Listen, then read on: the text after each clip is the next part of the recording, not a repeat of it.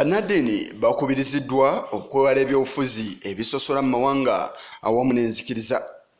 Okusaba kuno kukoleddwa omumyuka wa mufti asooka Sheikh Muhammad Ali Bwaiswa wabadde ku mukolo eggwanga erya Iran we libadde lisiimira abantu ab'enjawulo abawandiise nga balaga enteekateeka ez'enjawulo ssaako n'ekisa okuva ku Nabbi Muhammad okusaasaana emirembe bibeere gy'ali. Sheikh Muhammad Ali Bwaiswa ategeezezza nga enteekateeka eno bwesande okubanga ekuumibwa butiribiri olw'ensonga nti esobola okukuuma abantu okuba obumu ssaako n'okwekulaakulanya. Ono agambye nti abakulembeze b'enzikiriza basanye okwewala enkola ey'okwawulayawula mu nzikiriza awamu n'okwewala obutereevu okwenyigira mu byobufuzi. Ono era avumiridde n'ekigenda maaso mu ggwanga omuli okutulugunya bannabyabufuzi n'abantu abalala.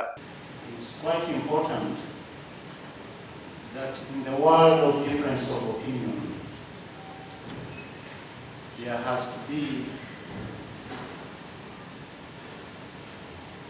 an objective way of trying to understand each other and be able to redress. Ye omubaka w'eggwanga erya Iran mu Uganda Amir Hossein Nikbin avuddeyo n'akuutira abantu okuba obumu nti kino kye kijja okuyambako amawanga gonna ogenda maaso.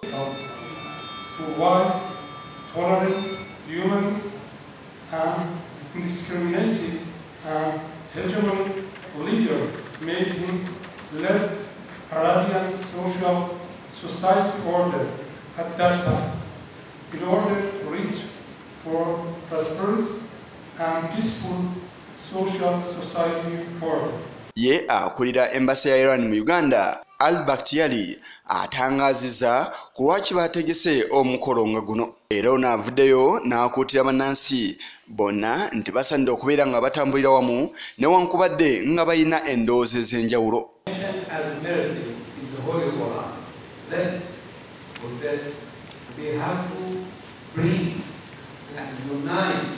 The world for His mercy, which the source of His mercy is Allah subhanahu wa ta'ala.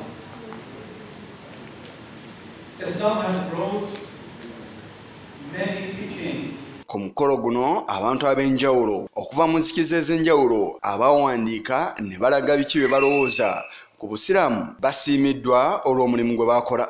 Isa Kigongo ku lwa Channel 44 Oleggulo.